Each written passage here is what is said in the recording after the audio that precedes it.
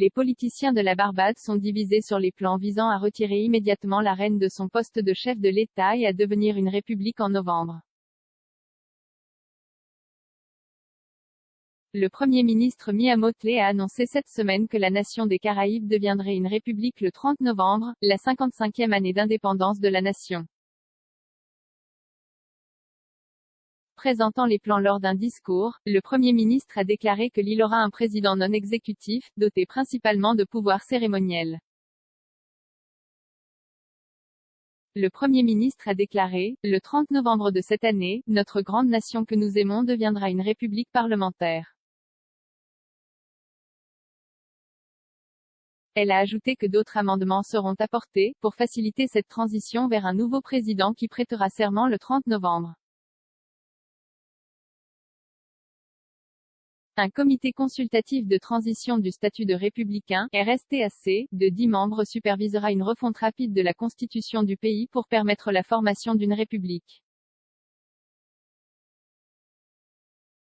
Des sources gouvernementales ont également déclaré à plusieurs médias barbadiens que certains membres avaient appelé à un réexamen de l'ensemble du processus impliquant le remplacement de la reine Elisabeth II.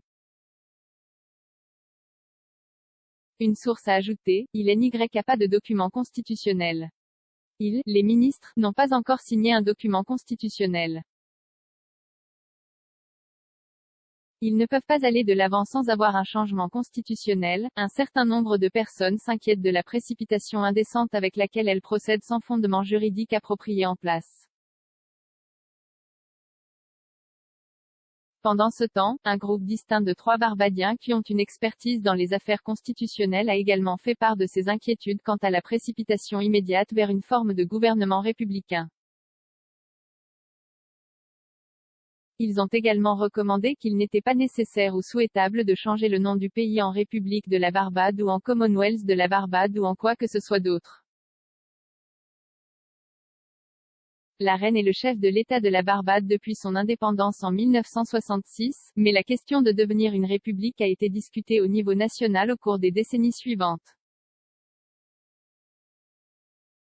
Plaidant en faveur d'une république, le Premier ministre Mottley a ajouté dans son discours, au cours des 4 prochains mois, nous allons entamer et terminer la discussion pour régler entre nous quelle est cette trajectoire.